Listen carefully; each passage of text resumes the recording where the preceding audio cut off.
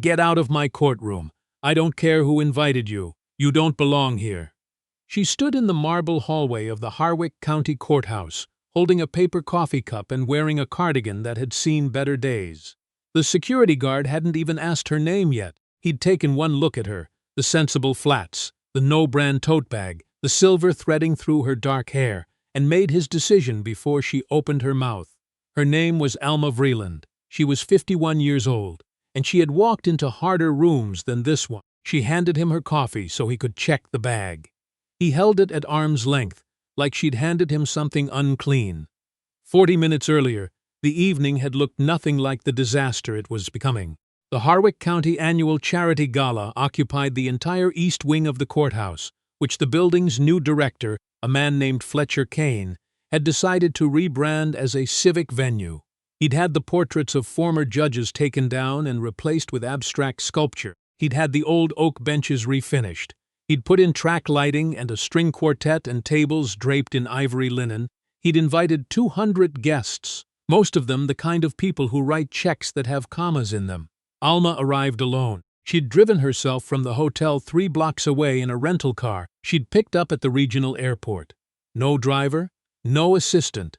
She'd carried her own bag from the parking structure and walked through the front entrance on flat shoes that cost less than most guests' cocktail napkins. At the door, a young woman in a black dress was struggling with a stack of name placards that kept sliding off the table. Alma caught the top third of the pile before they hit the floor.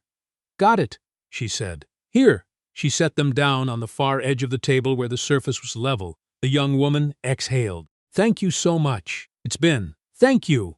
What's your name?" "Priya. You're doing fine, Priya. The table's just uneven. Find something to put under the left leg." Priya blinked, then laughed. She folded a cocktail napkin and wedged it under the table leg. It held. Alma moved into the room. She knew what she looked like. She'd known it when she packed for this trip. The gray cardigan, the dark slacks, the small pearl earrings that had belonged to her mother.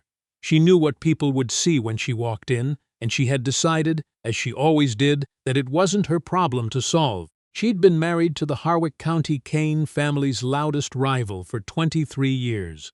But the man she married had died quietly 3 years ago in a hospital room in Zurich, and he'd left her something that very few people in this room would ever understand. Not his money, not his name, but his absolute certainty that what anyone thought of you on first glance was the least interesting thing about you. She moved through the room and found a quiet spot near the window. Outside, the autumn dark had settled over the courthouse square. A fountain ran in the center of it, lit up in soft white light. Across the room, Fletcher Kane held court. He was 60, silver-templed, and had the kind of tan that only comes from boats. He shook hands like he was conferring something. When his eyes swept past Alma, they didn't even slow down. She was nothing. She was furniture. Fletcher had built his reputation in Harwick County over 30 years. He knew every name that mattered in this room. He had decided who mattered and who didn't before the invitations were printed. He was a man who moved through the world sorted into those 2 categories, and he had never once been wrong. At least, not until tonight. His wife, Claudine Kane, drifted past in burgundy silk. She had the smile of someone who had spent decades perfecting the performance of warmth without the inconvenience of the real thing. She let her eyes pass over Alma's cardigan and kept walking. Near the bar, a cluster of city council members talked numbers in low voices. Alma caught pieces of it without trying. She'd spent 30 years listening to the language people used when they thought no one important was in the room. Something about the new development deal, something about the federal oversight, something about a woman named, and here their voices dropped lower, Commissioner Vreeland. Alma sipped her.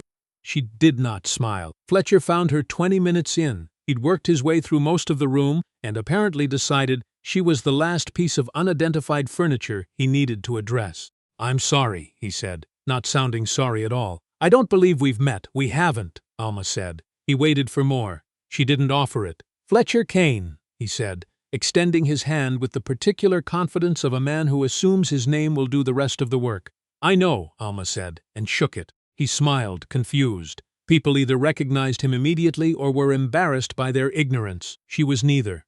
"And you are a guest," she said pleasantly. His smile went careful. Of course. Are you with the Alderton table? No. The Hospital Foundation? No. He tilted his head. The smile was thinning now at the edges.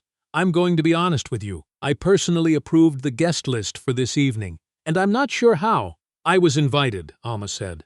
By your events coordinator. My name is on the list. He glanced toward the check-in table, then back at her. His eyes moved over her cardigan again. Her tote bag hung on the back of a nearby chair. Yes, well, this is a fundraiser for the County Legal Aid Fund. As I'm sure you know, our guests this evening have been quite generous. Quite.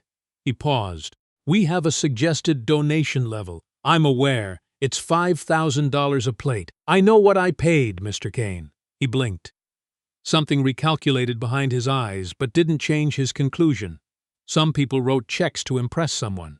Some people showed up in cardigans to make a point. Either way, they weren't serious. Well, he said, enjoy the evening. He moved away. Alma watched him go. She'd met 100 Fletchers. They all had the same move, the gracious dismissal, the small condescension dressed up as courtesy. She'd learned to read it like weather. It always meant the same thing. Someone had decided you weren't worth their full attention. And that was fine. Underestimation had always been the quietest kind of advantage. She found a seat at a table near the back. A man named Howell something or other sat beside her and spent 10 minutes explaining what a gala was, in case she didn't know. She thanked him. He seemed satisfied. The trouble started at the dessert course. Fletcher was making his rounds again, doing the thing he did at every Kane event, which was deliver a small personal humiliation to anyone he thought might have accidentally arrived above their station. It was subtle enough that most people couldn't name it afterward. They just went home feeling smaller. He stopped at Alma's table and looked at her the way a building inspector looks at a crack in a foundation. You know, he said, loud enough for the 4 people nearest them to hear, we do our best to make these events inclusive, but I want to make sure you understand, the donations here are serious. This isn't a community potluck. A woman across the table looked away. The man beside Alma suddenly found his dessert fascinating.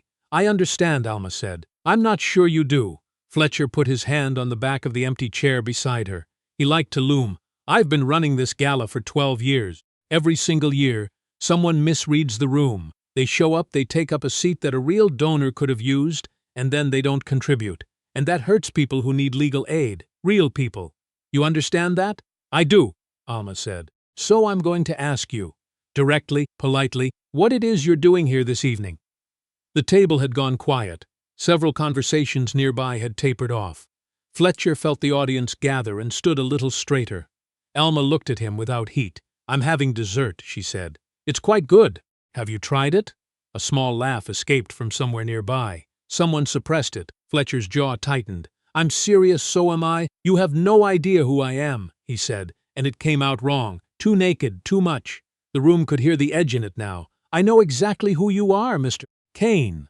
Then you know I can have you removed. You can try, she said, still pleasantly. You'll want to make sure your legal counsel is in the room when you do. Given the venue. He stared at her. Is that a threat? It's information. Fletcher straightened. The calculation behind his eyes had shifted but hadn't landed anywhere useful yet. He turned to the man at her left. Howell, the one who'd explained what a gala was. Howell, he said, do you know this woman? Howell looked profoundly uncomfortable. We've only just met, Fletcher, because I'm looking at this table and I see donors I've known for a decade, and then I see. He gestured at Alma, a small dismissive sweep of the hand. This. Alma set down her fork. It was the first time all evening something had landed. Not the insinuation, not the assumption she couldn't afford the ticket, not the explanation of what a gala was. It was that word, that gesture, that studied, practiced, easy erasure of a person to a pronoun. She had been here before. Not this room, but this moment, the person across from her deciding in front of everyone that she was a this instead of a who.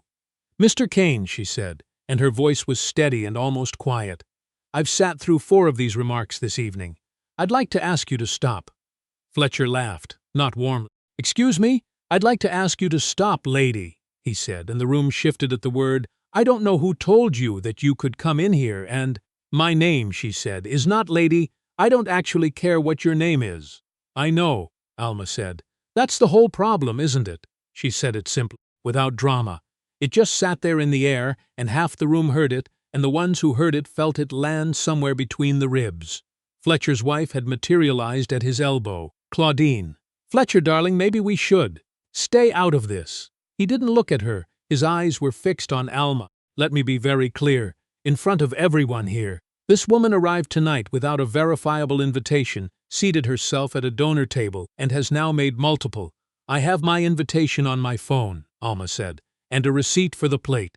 Would you like to see it?" "That's not. It's from your own events coordinator. Her name is Priya. She's right over there." Alma didn't turn around. She knew where Priya was. Someone at the table glanced toward the check-in area. Priya had, in fact, frozen, watching from across the room with wide eyes. Fletcher turned red around the collar. "The amount of the donation isn't the point." "Then what is the point?" Alma asked. It wasn't confrontational. It was an actual question delivered in the tone of someone who would genuinely like to understand.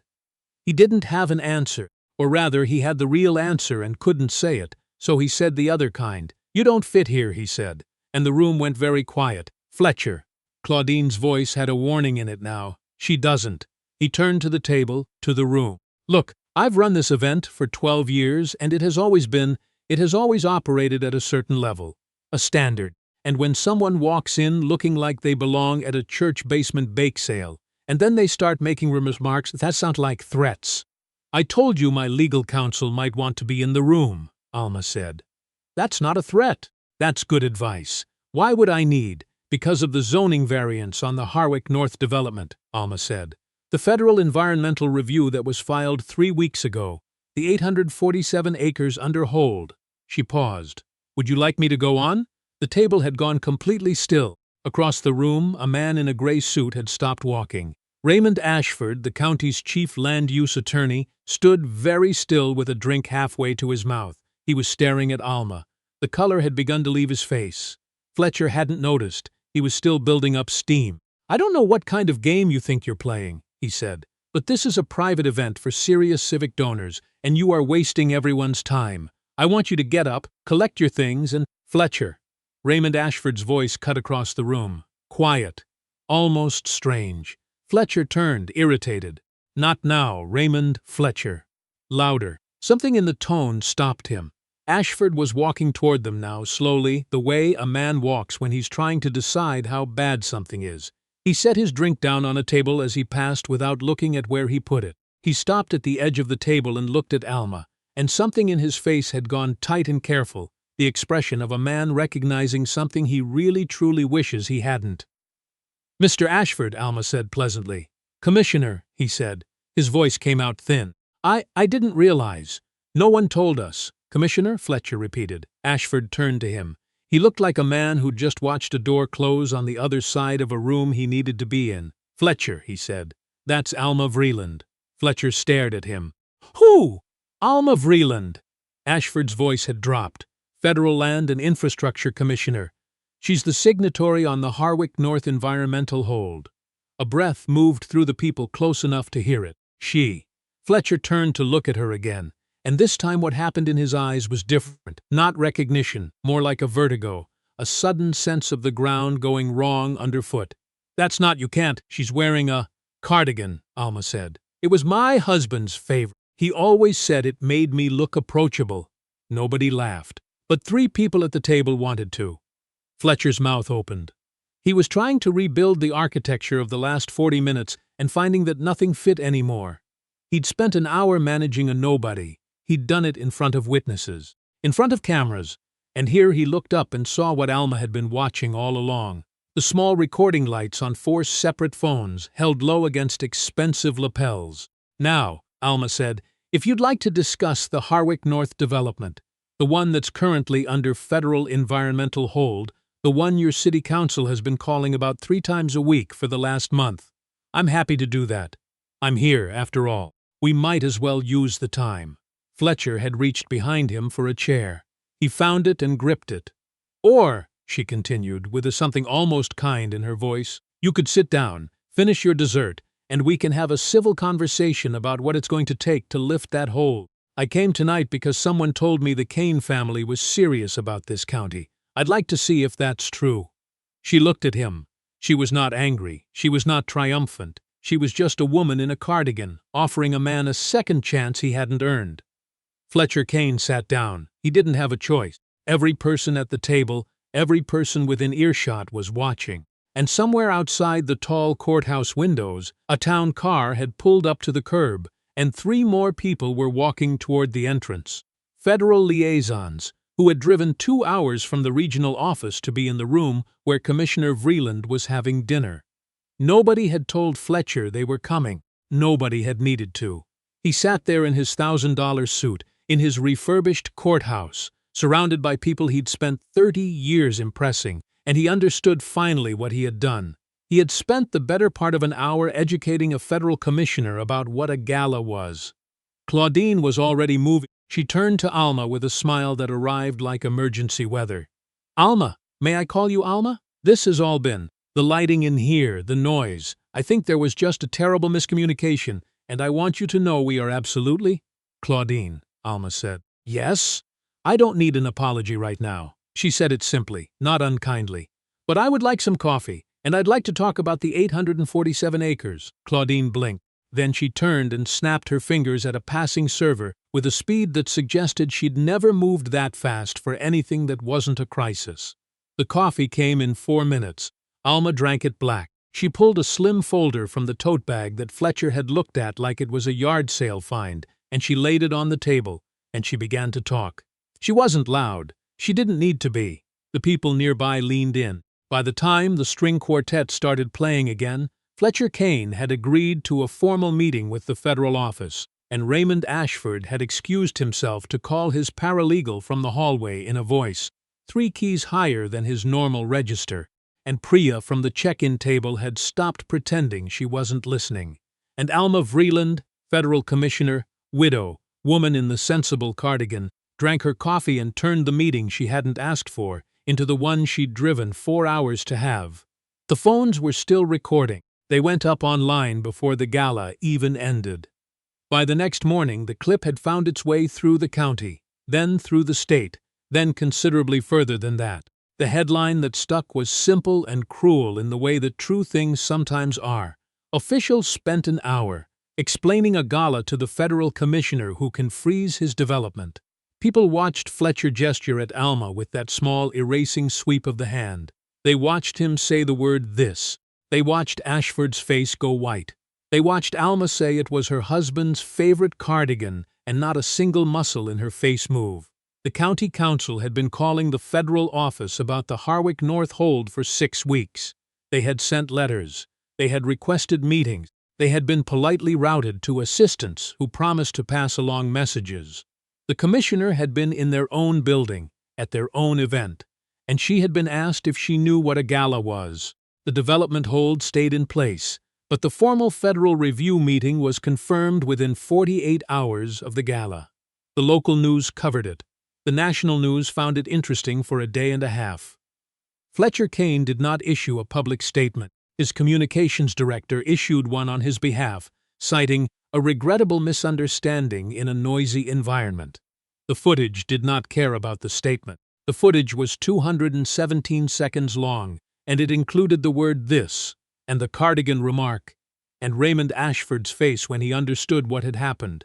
And those things sat in the internet alongside the statement and made it smaller every time anyone watched them side by side. Fletcher's name came off the gala's charity board within the week. He stayed on as county director, but the invitations started coming less. The phone calls from the Capitol stopped being returned quite as promptly. He was still in the room. He just wasn't the most important person in it anymore. There were consequences in writing, too. 3 of the county's legal aid fund partners requested documentation of the event's guest management policies. One of them, a foundation that had donated for 8 years running, asked what steps would be taken to ensure that future guests were not subjected to differential treatment based on appearance. The fund's director, a quiet, practical woman named Terry, who had been watching from the corner all evening, sent her own account of the night to the board. It was 3 pages. It was specific. Priya gave an account too. She was asked twice. She told the same story both times, with the same details in the same order, and it matched the footage closely enough that there wasn't much to argue with. By the end of the month, the gala had a formal guest conduct policy, the first in 12 years. Fletcher called it unnecessary. The board called it overdue. The Federal Review meeting happened on a Thursday morning in November, in a conference room that smelled of coffee and carpet cleaner. Alma arrived on time, alone, in a different cardigan, dark blue this time. She set her folder on the table, and she worked through the environmental conditions, line by line, and she was neither harsh nor easy. She was specific. She asked the questions that needed asking, and she listened to the answers. The Harwick North development was not killed, but it was restructured. 47 of the 847 acres were set aside. A wetland buffer was written into the approval conditions. A review was scheduled for 2 years out. It wasn't what Fletcher had wanted. It was what the land required. He wasn't in the meeting. Raymond Ashford was. He was quiet and thorough, and addressed Alma as commissioner throughout, and she thanked him at the end, and neither of them mentioned the gala. The cardigan made one more appearance, 6 months later, when a local news station asked to interview Alma about the Harwick North approval. The reporter, a young man who'd done his research, noticed it in the footage and asked about it. Alma looked at it for a second. "It's wool," she said. "It's comfortable. I've been wearing it to work for years." She paused. "My husband picked it out. He always said you should never let someone else's idea of what you're supposed to look like use up the energy you need for the actual work." She said it matter-of-factly, the way she said most things. The interview clip was 60 seconds long. It got more views than the gala footage, because here's what stayed with people. Not the power, not the reversal, not the federal hold or the zoning conditions or Raymond Ashford's face going white.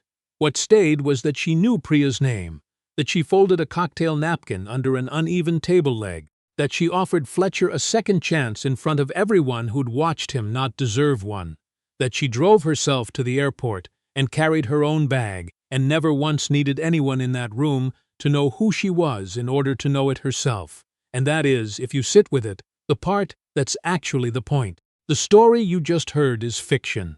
Alma Vreeland isn't a real person. The Harwick County Gala didn't happen. But I want to ask you something, because I think the question underneath it is real. How many times have you watched someone get treated the way Fletcher treated Alma? That smooth, practiced diminishment, the word "this," the assumption dressed up as courtesy, and said nothing? Not because you didn't notice. Because you did the math and decided the cost of speaking up was higher than the cost of staying quiet. Most of the time, no one walks in with a federal file and a 2-hour drive behind them. Most of the time, the person being written off just has to absorb it and move on. So the question isn't really about Alma. It's about the room, about who's in it and what they do with what they see. I want to know where you'd be standing in that courthouse. Would you have leaned in when Fletcher said this? Or would you have found something very important to look at on the tablecloth? Be honest. Drop it in the comments. I read them, and if this one got to you, if something in it landed, share it with someone who needs to hear it. Subscribe for more stories about the people who walk into rooms quietly and change everything before anyone realizes what's happening. Because the most powerful person in the room is almost never the loudest. Sometimes she's the one holding a paper coffee cup, catching someone else's falling stack of placards, asking a young woman in a black dress what her name is, and she already knows exactly where she belongs.